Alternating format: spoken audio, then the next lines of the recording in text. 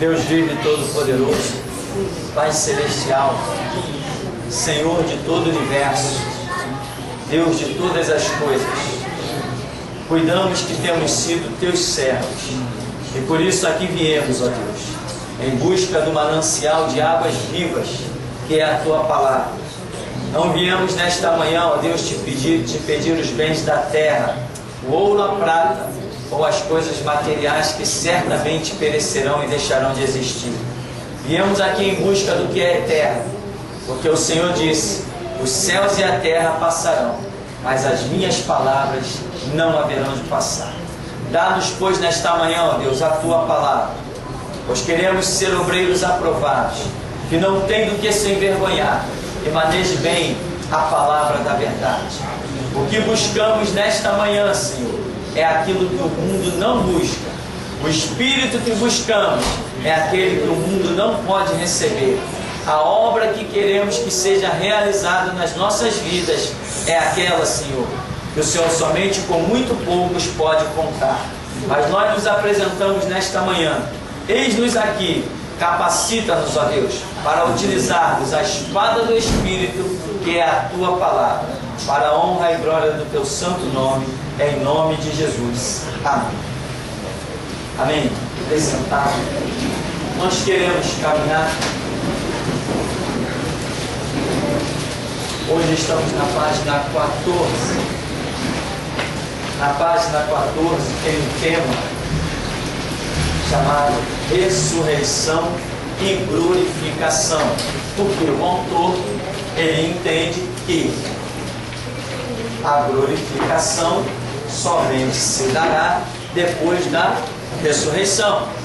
Então, ele pega esses dois temas curtos, ressurreição e glorificação. Ressurreição, todos nós sabemos o que é, né? Quando a pessoa morreu e torna a vida no mesmo corpo. Isto é uma ressurreição. Isto não é reencarnação. Essa doutrina satânica chamada reencarnação não tem base na Escritura, na Bíblia, nem tem base na cabeça de nenhum ser humano que possa parar para pensar. A própria doutrina da reencarnação, ela prevê que o homem vai evoluir, reencarnou, vai ficando sábio, até atingir uma estatura semelhante à de, imagina, ninguém quer mais Buda, né? Maomé, ninguém aqui está ensaiando para ser praga nem peste, né? E aí ainda ele diz assim: Jesus é fruto de muitas reencarnações, por isso ele era tão... Conversa fiada, mentira do diabo, como sempre. Nosso assunto é ressurreição. Então, ressurreição é a pessoa, uma vez que tenha morrido, tenha sido sepultado. Então, o sepultado é uma visão de que caracteriza a morte, mas o sepultamento varia de ideia para ideia. Amém? Em Israel, no sepultamento não se enterrava o corpo. Aqui na nossa sociedade se enterra. Lá em Israel tinha os túmulos feitos nas pedras, e ali o corpo ficava até decompor. Então, havendo um sepultamento, ou ainda mais direto, uma morte, depois pode haver uma ressurreição.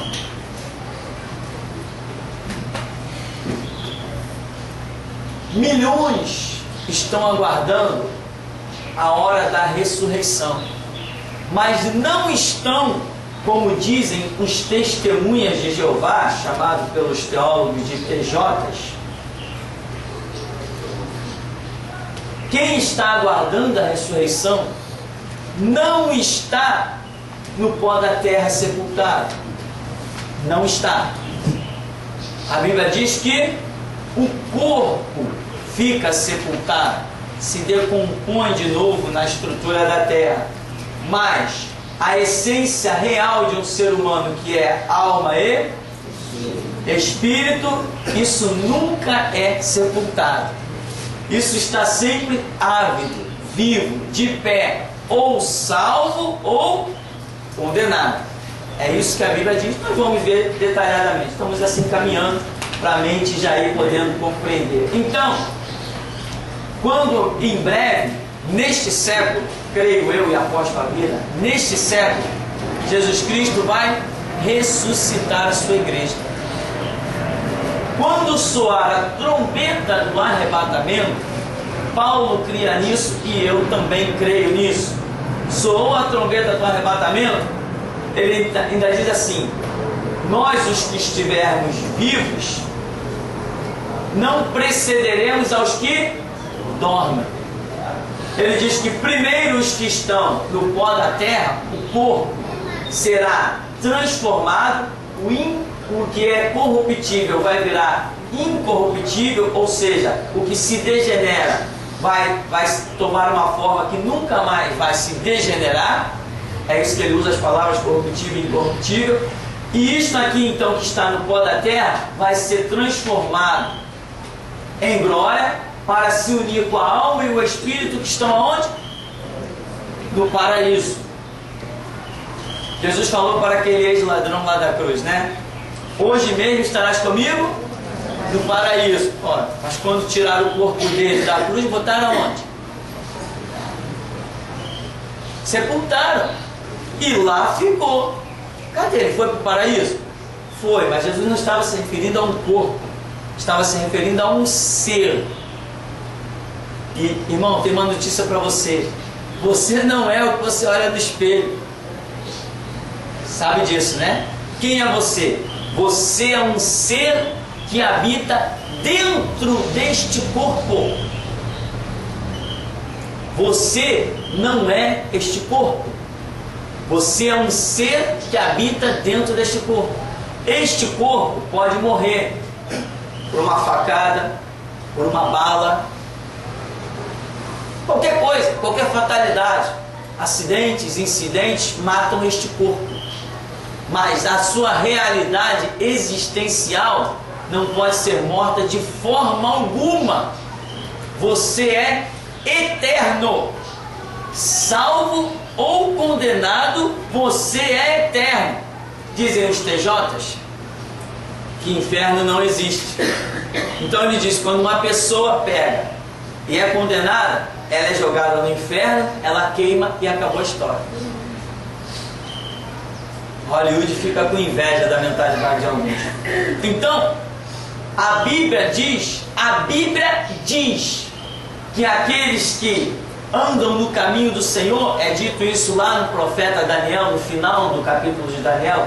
A Bíblia diz que Daniel, naqueles tempos, uns ressuscitarão para glória e gozo eterno, outros ressuscitarão para vergonha e desprezo eterno. Então a Bíblia diz que tanto salvo quanto condenado, isto é, eterno. Ou seja, o peso do sacrifício de Jesus Cristo, ele é muito grande. Ele tem peso de eternidade, tanto para quem aceita o sangue de Cristo, quanto para quem rejeita o sangue de Cristo. E é por isso que Deus viu essa obra de uma maneira tão pesada, que disse assim: eu vou enviar, eu tenho que fazer o meu máximo. E o meu máximo é dar o meu filho em resgate da humanidade. Porque Deus sabia que a condenação é eterna. Não tem essa de purgatório, né, doutrina católica. Não, caiu no purgatório, aí vai lá e oferece uns terreninhos para a igreja católica, oferece umas missas, uns sei lá o que, acende umas velas para as almas, vai diminuir a pena no purgatório. Conversa fiada, mentira do diabo, que está lá no Vaticano, sentado em ouro e prata. Nós aqui seguimos Bíblia, e a Bíblia diz que ou salvo ou condenado, isto é, eterno. Mas este processo definitivo da história do ser humano, ele acontece depois da ressurreição. Ressurreição. Nós vamos ver alguns detalhes que vai somar isso aqui, mas vamos caminhar. Aí na página 14, você tem uma definição de ressurreição, que é, depois de morto, voltar a viver. A Bíblia nos fala de dois tipos de ressurreição. ou seja, do material para material, e depois voltar a morrer, como foi o caso de Lázaro. Amém? Está lá em João 11. O filho da viúva de Naim, em Lucas 7, também. Jesus ressuscitou aquele menino, tocou lá no caixão, né? Menino, levanta aí. Levantou, mas depois ele morreu de novo. E outros. E a ressurreição do material para o espiritual, quer para a salvação ou para a condenação. É o que nós estamos falando. Quando a pessoa não vai mais ressuscitar naqueles milagres feitos por Jesus, e até na atualidade conhecemos muitas pessoas que ressuscitaram e contam realmente coisas fantásticas, e o Espírito Santo testifica. Então, muitas pessoas têm ressuscitado, mas existe essa ressurreição, chamada ressurreição final, quando a pessoa vai ressuscitar, sim, naquela situação material, mas ela vai direto para o mundo espiritual. Isso aconteceu com quem? Ou melhor, vai acontecer com todos aqueles que já morreram e não ressuscitaram. Quando soar a trombeta do arrebatamento, os salvos ressuscitarão. Ou seja, o corpo, não esqueça, o corpo deles ressuscitará. E os perdidos, quando que eles vão ressuscitar? Depois de 1000 anos. Isso não precisa cálculo, não precisa nenhum cálculo, porque a Escritura diz que os outros mortos não ressuscitaram até que se passassem os 1000 anos. Que 1000 anos são esses? É o período de tempo em que Jesus Cristo estará reinando sobre a terra, reinando em carne e osso. Este tempo tomará início neste século que nós estamos vivendo. Neste século 21, Jesus Cristo pisará no Monte das Oliveiras e vai implantar o seu reinado. E vai reger as nações com cetro de ferro. E neste milênio, a igreja volta para reinar com ele. Aí alguns vão dizer assim: esse cara é louco. Sou. Espera só mais um pouquinho. Então, meu irmão, vamos ver então aqui a primeira e segunda ressurreição. Tá aí, ó. Leiamos Apocalipse 20, do 5 a 6. A primeira ressurreição é a dos salvos. A segunda é a dos perdidos. Sendo que os salvos ressuscitam quando? No arrebatamento. Mais algumas décadas para frente. Os perdidos ressuscitam quando? Depois do milênio. Porém, onde estão os salvos que estão aguardando a ressurreição? No paraíso. E os perdidos que estão aguardando a ressurreição? No inferno. Enquanto os salvos já estão desfrutando das delícias celestiais, os perdidos já estão desfrutando dos horrores e desprezos eternos que vão sofrer. Os salvos estão no paraíso, mas aí não é a sua morada final. O paraíso é um estágio intermediário até que eles sejam transportados para a chamada glória de Deus. E o inferno não é um estágio final dos perdidos, ele é também um estágio intermediário até que sejam lançados do lago de fogo e enxofre, que a Bíblia diz: esta sim é a segunda morte. Ou seja, acabou, está confirmado, né? Então vamos lá.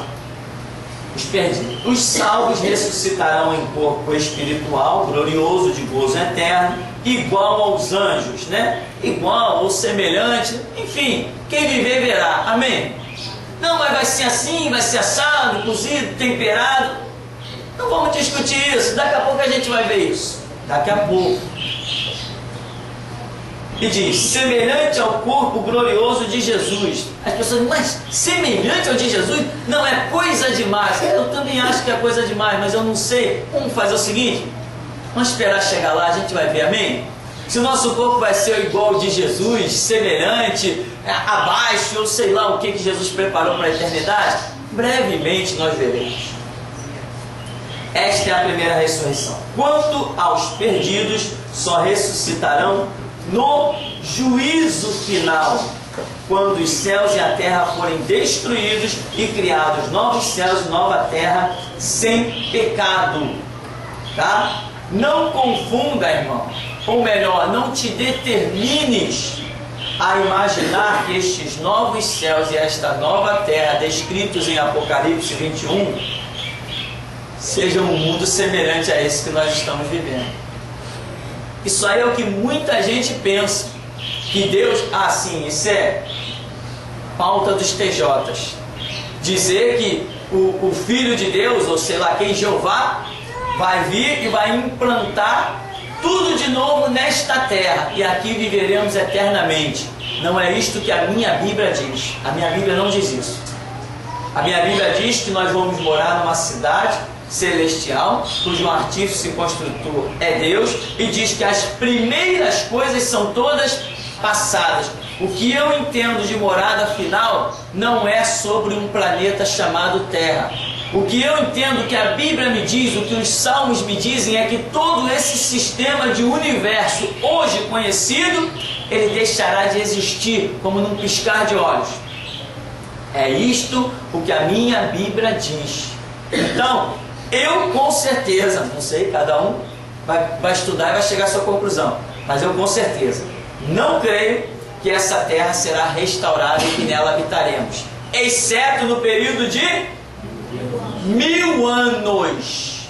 Ainda Jesus vai implantar o seu período milenar e essa terra será sim restaurada, mas depois dos 1000 anos haverá uma batalha chamada batalha final, a guerra do... Gog e Magog. Guerra de Gog e Magog, o final. A batalha do Armagedão é quando Jesus vier agora pela segunda vez e pisar no Monte das Oliveiras para dar livramento a Israel. A terceira guerra mundial é a chamada Guerra do Armagedão, que acontecerá quando a igreja for arrebatada. Dentro de mais poucos anos haverá a terceira guerra mundial. E depois do milênio haverá a quarta e última guerra mundial. Amém? Não é à toa que é a quarta. Encerra. Você lembra da estátua que Daniel viu? Representavam quantos povos? 4 reinos. E o 4 está relacionado a isso, a essas ações dos homens sobre toda a terra. É porque é aquela questão dos pontos cardeais, né? Norte, sul, leste, oeste. Vamos seguir mais um pouquinho. Aqui diz que os perdidos que estão no inferno receberão um corpo espiritual para tormento eterno e serão lançados no lago de fogo, que é pior do que o inferno, que é chamado de segunda morte ou galardão da iniquidade. Tem aí várias referências. Esta é a segunda ressurreição. Então diz que os perdidos estarão lançados e receberão também um corpo espiritual.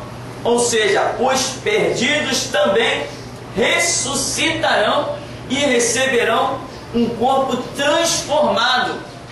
Para quê? Para sofrer o desprezo e o horror eterno. Irmãos, há uma coisa que me faz tremer, que é justamente a condenação. As pessoas não têm noção do que é a condenação eterna, do peso que é o sacrifício de Jesus Cristo. Estão brincando, até crente dentro da igreja de Bíblia na mão estão brincando, não estão levando a sério, não estão apostando a vida. Deus vai bater o martelo, e a Bíblia diz que os perdidos se calcula como uma areia do mar. Vai contar aquilo ali, pega um pouquinho numa palma da mão e tenta contar aquilo ali. Deus não vai ter piedade não, meu irmão. Misericórdia ele já teve quando enviou Jesus. Depois que entrou a misericórdia, qual é o próximo passo? O juízo, a condenação. É isso que a Escritura diz. Então, não brinque com essas coisas, porque Deus vai ressuscitar os mortos, vai dar a eles um corpo suficientemente preparado para suportar um desprezo e horror eterno. A Bíblia diz que horrenda coisa é cair nas mãos de um Deus vivo. E tem um monte de cristão pateta. Deus é amor. Não, eu sou bonzinho, não faço mal a ninguém. Não faz mal a ninguém, não faz a obra, não faz nada. Não faz nada. Cruza os braços e fica esperando o tempo passar diante de si. Cadê o ex-me aqui? Cadê o id? Tem que fazer alguma coisa. O céu não é para quem não faz nada. O céu é para quem faz alguma coisa. Então aí diz, quando será a ressurreição? A ressurreição que nós estudamos acontecerá no arrebatamento da igreja, que será muito breve. A linha de pensamento mais difundida é que será em meio ao reinado do anticristo, cumprindo-se a seguir todos os grandes flagelos registrados no Apocalipse. Só para sintonizarmos um pouquinho, vamos falar aqui a linha do tempo dos fatos que já sucederam, que estão sucedendo e vão continuar acontecendo. Temos uma linha. Nós tivemos um período chamado Antigo Testamento ou Antiga Aliança, ou o tempo da lei.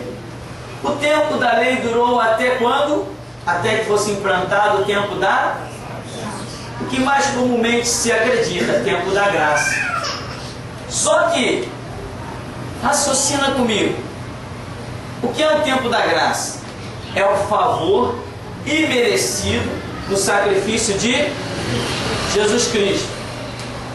Então, quando Jesus se ofereceu como sacrifício, foi instituído o tempo da graça. Mas, antes de Jesus, teve um cidadão pregando. Como chamava ele? João Batista. Lucas escreve dizendo que a lei durou até João Batista. Então eu tenho de João Batista até o sacrifício de Jesus Cristo um períodozinho curto. Ora, se a lei veio até João Batista, mas a graça foi instituída somente com o sacrifício de Jesus Cristo, são fatos que não se pode negar. Eu tenho aí um curto período entre João Batista e Jesus Cristo, que é um período chamado de restauração, que seria para a nação de Israel. Então nós temos aqui uma lacuna. Aí seguindo, Jesus implanta e nós teremos esse tempo da graça, ele tem para durar em torno de 2100 anos. Já estamos chegando ao final dele. Final, acabou. Sabe o que é acabar? Sabe o que é um dia a igreja na terra não existir? Sabe isso? É isso que vai acontecer. E tem crente com a mente acorrentada, algemada, parece até eu, 18 dias preso lá na Polinta, que não consegue entender que Jesus Cristo não instituiu a igreja para estar sobre a terra para sempre. A igreja não é eterna sobre a terra. A igreja é eterna lá no céu. Sobre a terra ela é limitada. A igreja vai acabar. Entendeu, meu irmão, o que eu estou te dizendo? A igreja vai deixar de existir sobre a terra. E tem cristão que ainda não entendeu isso. Está vivendo, quanto tempo Jesus veio? 2000 anos atrás. Vai passar mais 2000, 3000, 10.000. Não vai não. Acabou-se a era da igreja. Sabe o que é acabar? Chegou ao fim a era da igreja. Nós acabamos de mudar a transição até nos astros. Lá em Gênesis, quando Deus criou as constelações, os astros, disse que eles serviriam para quê? Sinais de tempos e eras. Se você procurar o significado da palavra era num bom dicionário, você vai ficar um pouco impressionado. Quando Jesus nasceu, apareceu uma estrela. Quando Moisés nasceu, apareceu uma estrela. Existe uma constelação que representa os Estados Unidos. Existe uma constelação que representa Israel. Existem várias. Você acha que aquelas constelações, Áries, Touro, Câncer, Leão, Gêmeo, isso não tem nada a ver com astrologia. Eu estou falando da criação do meu Deus. Estou falando das coisas do meu Deus. Então diz que há para sinais de tempos e eras. E hoje nós já saímos da era de peixes, entramos na era de aquários. A era de peixes, que é símbolo do cristianismo, está ficando para trás. Está ficando para trás. Acabou-se a era da igreja. Já entendeu isso, meu irmão? Trabalhar, irmão, enquanto é dia. A noite cedo vem. A era de peixes foi-se. Agora estamos saindo, ficando completamente para trás. Estamos entrando na era de aquários. É a era do misticismo. A era, como é que chama aquele pessoal? Do esoterismo. É a era do satanismo. É hora de prevalecer as trevas. Só que nós vimos aqui uma transição. Antes que isso que nós chamamos de dispensação, antes que mudasse o tempo da graça, houve uma transição. Porque João Batista e Jesus Cristo se encontraram. Então nós vemos que aconteceu sobre o solo de Israel a fusão ou o entrelaçamento de dois ministérios. Então nós vemos como que a graça na pessoa de Cristo não já oferecido, mas a graça ainda invadindo para cá, e vemos a restauração invadindo para lá. Isso aqui é fantástico. Primeira vez que o Espírito Santo me mostrou isso, eu fiquei meio fora de mim. É aquelas horas que eu tenho que sair, ir passear, tomar um café, sabe? Parar na frente da televisão, deixar minha cabeça quieta, que o impacto é tanto, né? Que nem um vídeo que eu gravei ontem. Não sabia o que fazer mais da vida, fui alimentar os peixes. Aí eu falei, meu Deus, tal. Aí gravei, tá gravado. E vai para a internet. Recado para o deputado macumbeiro.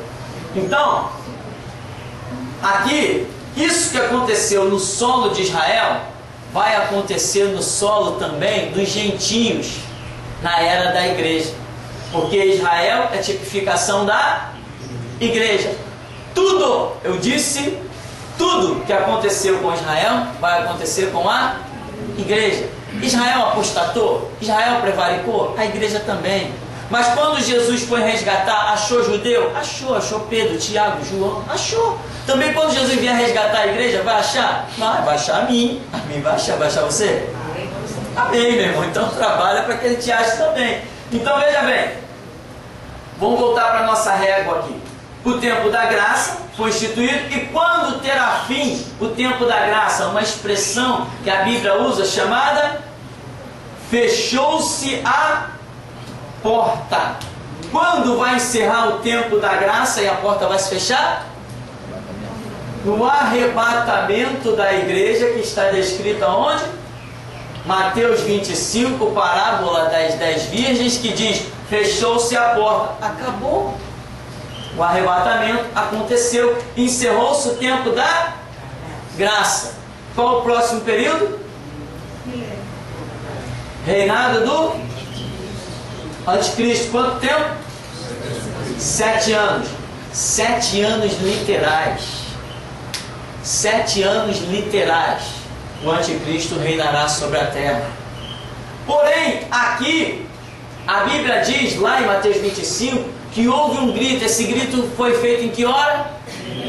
Meia-noite. Meia-noite significa período das trevas, em que o anticristo está reinando. Mas Jesus ainda acha alguém para dar grito na meia-noite. Isso significa que o seu conceito de igreja entrou à noite. Vai ter crente pregando quando o anticristo já estiver no poder. Não é qualquer um. Não vai ter crente batista pregando. Não. Nem assembleano envolvido na política. Esses aí já foram. Esses aí já passaram por... Já estão vestindo farda verde-oliva. Esses já estão de cap e arma na mão. Vai ter meia dúzia de crente de Bíblia. E que ninguém vai resistir a esses camaradas. Esses caras serão os mais terríveis. E eu vou te dizer, sabe esses caras tão terríveis que vão estar pregando na meia-noite? Sabe onde que eles vão ser formados? Com o patrimônio que eu estou deixando. é com este patrimônio que eu estou deixando que esses crentes, os mais valentes da face do planeta, serão formados com o material que eu estou deixando. É daí que eles vão ser formados. Então, 7 anos, tal, aí vai ter uma fusão do conceito do Evangelho com o período das trevas. Mas depois de 3 anos e meio do reinado do anticristo, o que vai acontecer? A igreja sai da terra. Chega uma hora que ela sai por completo. E aí é um período chamado Grande Tribulação, em que Jesus falou, daquele dia igual não houve, depois igual não haverá. É o pior período em que a humanidade poderia atravessar. O pior. O anticristo estará reinando o mundo com tudo que tem direito. Domínio total dos meios de comunicação, domínio total de internet, ninguém vai escapar. Quando fechou-se a porta, né, que a igreja foi arrebatada, os crentes que ficaram, quer ser salvo? Só morrendo. Só morrendo. E a grande maioria vai negar, porque todo mundo tem medo da morte. Não, se eu disser que nego Jesus, eu continuo vivo. A mente está atrofiada, ele não tem a ideia que ele tem que permanecer firme com Jesus, morrer para ser salvo. Os que tiverem essa concepção vão escapar. Mas a maioria vai negar. Claro que vai negar. Se hoje, sem perseguição, você já vê crente desviado, não tem perseguição nenhuma, o camarada está vivendo a vida dele, some da igreja. Hoje, tiraram um período desse em que o anticristo está no poder. Ouvi uma notícia aí, meu irmão, não vou nem entrar em detalhes, só ouvi, passou um passarinho e disse aí que o Lula está querendo fechar o Senado. Deixa isso para lá, isso a gente vê depois. Mas que se você levantar o pano verde e amarelo, vai ver vermelho embaixo, isso tu vai. E é por isso que os meus inimigos não gostam de mim, que eu falo mesmo. Então, fechou-se a porta, tal, vinha a grande tribulação. No final desse período chamado grande tribulação, nós vamos ter uma guerra. Que guerra é essa? A guerra do Armagedon, que é a terceira guerra mundial. Quem estará lutando nessa guerra? Israel contra todos. Israel contra todos. Aí Zacarias diz que eles estarão desesperados. As ruas sendo invadidas, mulheres forçadas, casas arrombadas, crianças caindo pela metralhadora, pelo fio da espada, um horror em Israel, um derramamento de sangue covarde e inigualável. Quando Israel se vê perdido, ele diz assim, é agora ou nunca. Cadê o Messias que nós estamos esperando? Cadê o Messias anunciado por Moisés?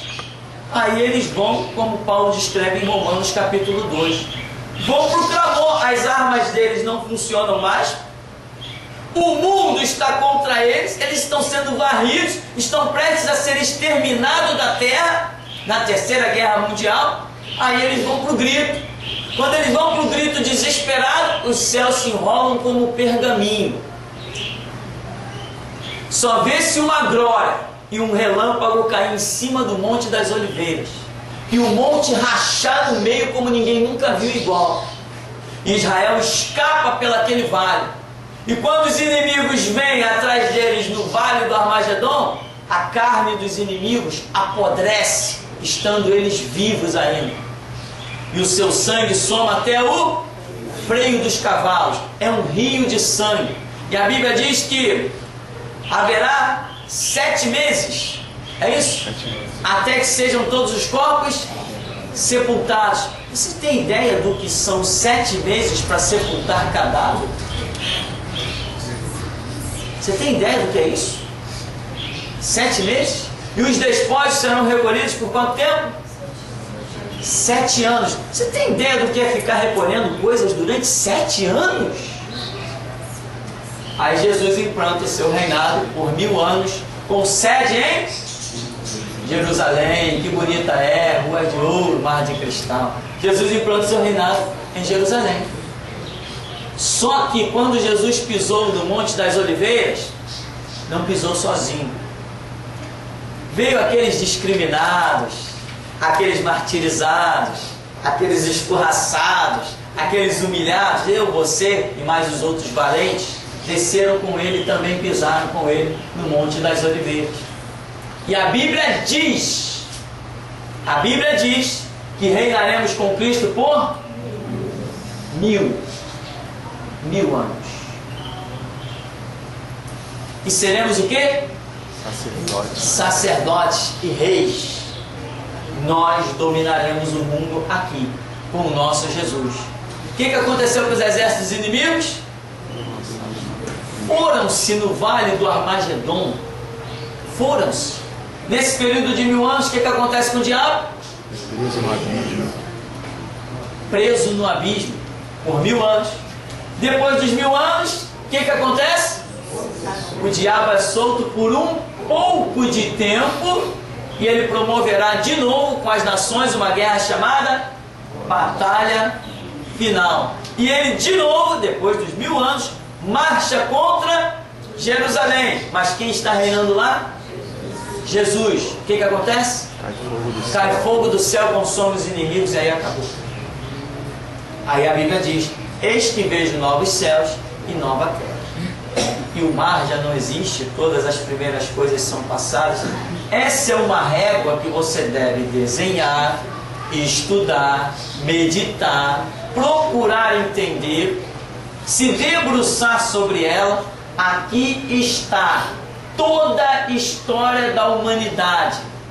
Aí vem os palhaços lá, vamos prender esse cara. Tá bom, prende. Não vai mudar a história. Vamos calar esse cara. Tá bom, tenta. Não vai mudar a história. Vamos ameaçar esse cara, né? De vez em quando. Aí, tu tá correndo risco de morte. É mesmo. Mais um. Entendeu? Tenta. Meu irmão, eu faço parte de uma história que ninguém muda. Ninguém muda essa história. Eu conheço ela. E na internet fizemos um slide e colocamos, porque eu fui chamado de um homem perigosíssimo, né? A promotoria disse que eu sou um homem de altíssima periculosidade, capaz de influenciar o mundo todo. Cá entre nós, mas você tem razão. Mas não espalha não, faz de conta que não é, que eu estou usando o que eles disseram para outras coisas. Eles me deram uma arma, eu estou usando. Faz de conta, essa é a verdade mesmo. Eu estou influenciando o mundo, porque Jesus está na minha vida. Então, aí eu disse assim, o homem mais perigoso, está lá escrito, né?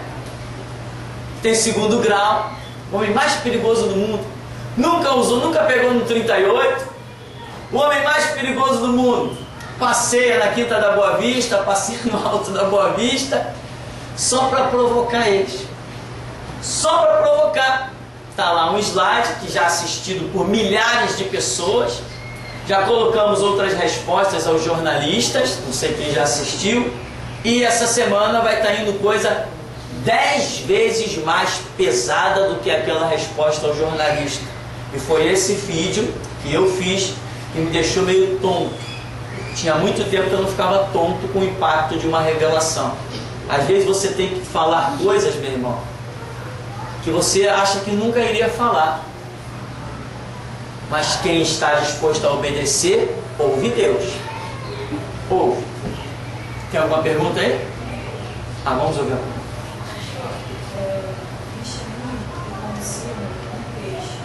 A esperança cristã de Aquários ser símbolo do satanismo, isso poderia representar também o movimento dessa esperança em relação ao milênio, que vai ser a reunião de, no caso assim, de todos os textos? Bom, é uma linha de pensamento que pode ter muito seu fundamento, porque dentro de um aquário se cria o quê? Peixe, mas a Bíblia não compara o seu povo aprisionado dentro de um aquário limitado. Porém, o que nós vamos ver com o cristianismo manipulado e caído é que ele vai estar dominado.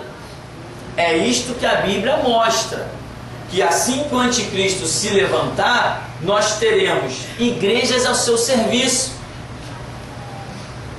Mas não é difícil olhar isso. Basta olhar para as Assembleias de Deus que você vê que já estão oferecendo os seus candidatos à política, né?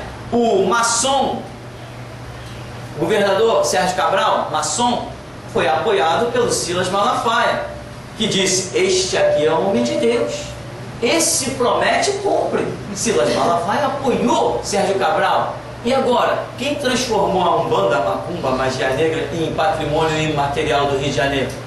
Foi o candidato do seu pilantra Silas Malafaia. Pilantra! Eu já falei aqui e ainda digo na cara dele, a qualquer momento, bom, se bem que ele, alguma coisa ele deve já saber, que a gente distribuiu o CD na porta da igreja dele. Não distribuímos? Milhares distribuímos. Eu não sigo o mesmo Jesus que Silas Malafaia. O dele é lixo, o dele tem pacto com o diabo lá no Palácio Central, lá na Brasília. O meu não. O meu não faz aliança com ninguém, ele é soberano, ele reina sozinho. Esse é o meu Jesus. O meu Jesus não tem aliança, o meu não entra em maçonaria. E o meu não apoia candidato à política. Então, meu irmão, esta é a ideologia do Evangelho. Absoluto, não se curva a ninguém. E só aceita quem se curve a ele. Essa é a história, essa é a regra, né? Se você conhecer essa história, você sabe o que vai suceder. Ninguém muda isso, isso já é um decreto determinado. Mudam as coisas aqui no meio, aqueles que servem a Cristo ou não servem. A história vai sendo escrita individualmente na vida de cada um, mas universalmente a história já está decretada. Por quê? Porque Deus é onisciente.